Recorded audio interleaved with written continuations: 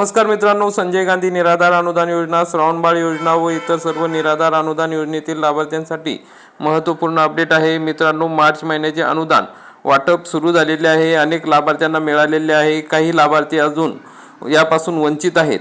तर मग मित्रांनो, आता एक नवीन GR आलेला आहे। तर संजय गांधी निराधार अनुदान योजनेच्या अनुदान वाटपासंदर्भातला हा महत्त्वपूर्ण GR आहे। त्यामध्ये काय माहिती दिलेली आहे ती आपण सविस्तरपणे जाणून घेऊया। तर मित्रांनो, या GR मध्ये काय माहिती दिली आहे ते आपण या ठिकाणी बघू शकता। संजय गांधी निराधार अनुदान योजना व वृद्ध भूमिहीन शेतमजुरांना अर्थसहाय्य योजना, जिल्हा आस्थापना वेतन व वेतनेतर खर्चासाठी माहे जानेवारी व फेब्रुवारी 2026 करिता अनुदानाचे वाटप याबाबतचा महाराष्ट्र शासन यांचा 18 मार्च 2026 रोजीचा हा महत्त्वपूर्ण GR आहे।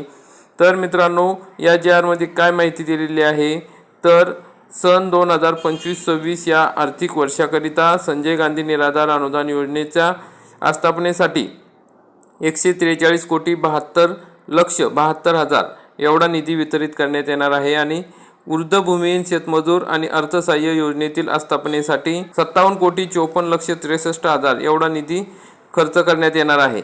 त्यापैकी मित्रांनो, आता जानेवारी आणि फेब्रुवारी या 2 महिन्यासाठी संजय गांधी निराधार अनुदान योजना या आस्थापनेसाठी 25,70,55,120 तसेच वृद्ध भूमिहीन शेतमजुरांच्या अर्थसहाय्य योजनेच्या आस्थापनेसाठी 10,37,42,110 एवढा निधी BIMS प्रणालीवर वितरित करण्यात आला आहे।